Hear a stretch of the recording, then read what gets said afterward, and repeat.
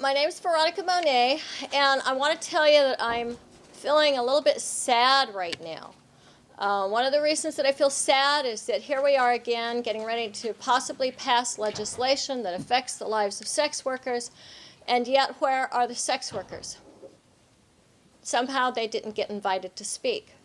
So I did contact Stanford, and I said it would be nice if a sex worker got to speak at this event, and so here I am, and I thank Helen very much for that.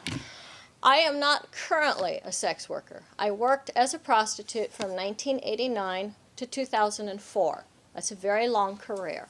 During that time, I was a sex worker rights activist.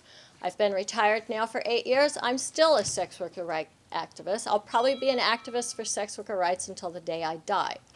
What I do today is actually teach anger management skills to couples. So although I used to sleep with married men for a living, I now help married people fix their marriages.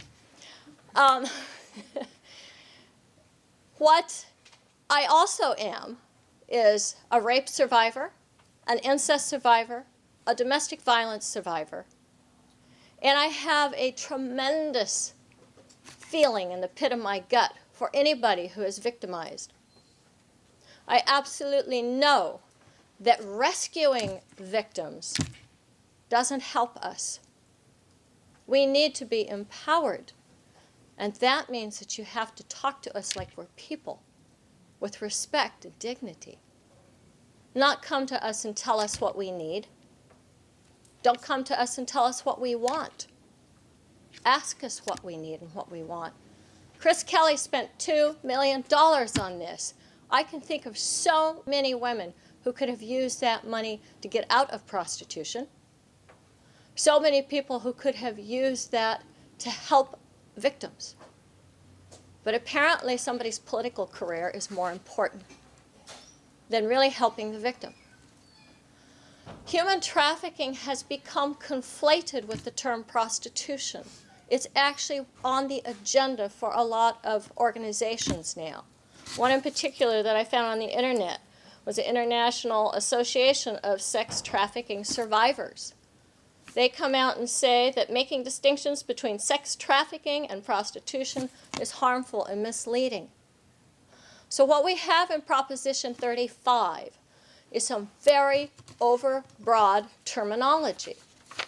The basic premise of wanting to close those loopholes that allow a pimp who is taking advantage of underage children to not hit the streets, I'm in agreement with that. I can't imagine that anybody here wants to see sex trafficking survive. I can't imagine that anyone here wants to be lenient on people who practice sex trafficking. I certainly don't. When I worked as a prostitute, I was an independent. I was 29 when I started. I was 44 when I retired. I was very much in charge of my life. I was married.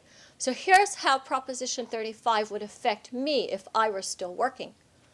Because I was making a six-figure income and my husband was beneficiary of that six-figure income, even though he had an $80,000 a year job, he would be considered my pimp. And now we don't have the word pimp anymore. We've replaced it with trafficker.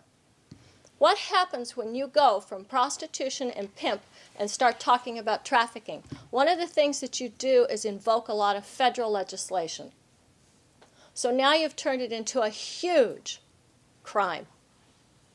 In the past, if my husband had been convicted of being my pimp because he lived under the same roof with me, he might have gone to prison for 2 whole years. I think that would have been horrific. Now we're talking about 12 to 20 years and mandatory registration as a sex offender. We're absolutely talking about destroying lives. When I was a sex worker, I had a sex worker girlfriend who didn't have a home. She'd fallen on hard times, and she wanted a place to stay. And I let her stay in my house because I actually owned a home. Today, if I were to give her a place to stay in my house, I would be a trafficker.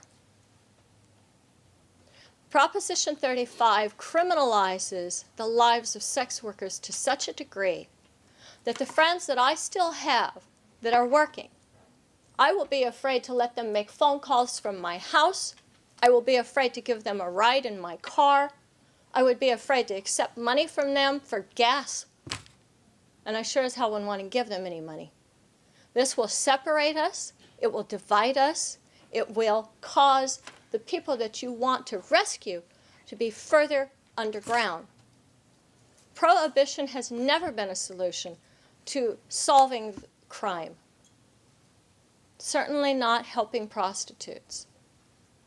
And I've been in this movement to try to seek rights for sex workers for over 2 decades. And I can't tell you how it grieves me to think that we have come to a place where somebody can watch a television show and feel that they have a mission from God. And somebody else has got $2 million. I don't have that kind of money, neither do any of my colleagues. We don't get a voice about our own lives. But somebody else can put this on the books, and because it's under the banner of human trafficking, this calls to all of our hearts. The Democratic Party, of which I'm a member, the Republican Party, candidates, Barbara Boxer, I vote for these people, and they're all voting against me. So, thank you. All right. Thank you very much.